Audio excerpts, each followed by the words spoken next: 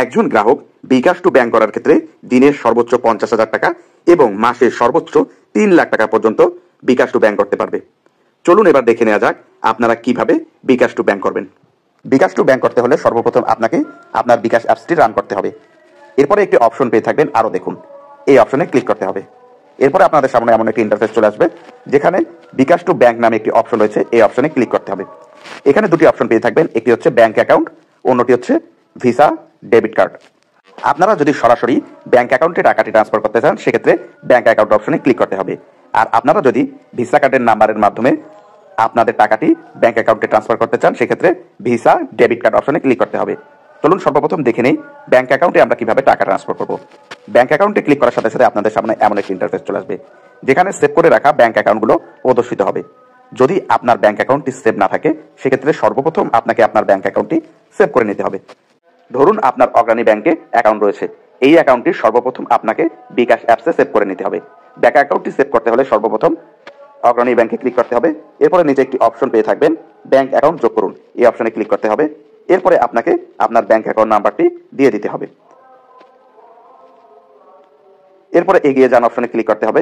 এরপর bank account হোল্ডারের নাম লিখে এগিয়ে যান অপশনে ক্লিক করে ফর্মালিটিসগুলো পূরণ করে পাসওয়ার্ড দিয়ে আপনার ব্যাংক অ্যাকাউন্টটি সেভ করে নিতে পারবেন। ব্যাংক অ্যাকাউন্টটি সেভ করার পরে আপনার সেভ রাখা ব্যাংক অ্যাকাউন্টটি উপরে প্রদর্শিত হবে, সেই অপশনে ক্লিক করতে হবে। এরপরে আপনার নামে যে ব্যাংক অ্যাকাউন্টটি রয়েছে আপনার নাম সহ তা প্রদর্শিত হবে, এই অপশনে ক্লিক করতে হবে। এরপরে আপনি যত টাকা আপনার ব্যাংক অ্যাকাউন্টে ট্রান্সফার করতে যাচ্ছেন বিকাশ থেকে সেই অ্যামাউন্টটি দিয়ে দিতে হবে। এরপরে আপনাদের সামনে এমন একটি ইন্টারফেস চলে আসবে যেখানে অ্যামাউন্টের সাথে চার্জ লেখা থাকবে। এরপরে আপনাকে পাসওয়ার্ড দিয়ে দিতে হবে, অর্থাৎ আপনার বিকাশ অ্যাপসের পাসওয়ার্ড দিয়ে দিতে হবে। এরপরে নির্ধারিত অংশে অর্থাৎ নির্ধারিত জায়গায় ট্যাপ করুন অপশন, ট্যাপ করে রাখার সাথে সাথেই আপনাদের টাকাটি বিকাশ থেকে ব্যাংকে ট্রান্সফার হয়ে যাবে। বিকাশ টু ব্যাংকের আরেকটি সুবিধা হচ্ছে আপনার টাকাটি তৎক্ষণাৎ অর্থাৎ ইনিশিয়াল আপনার ব্যাংক অ্যাকাউন্টে যোগ করে দেওয়া হয়।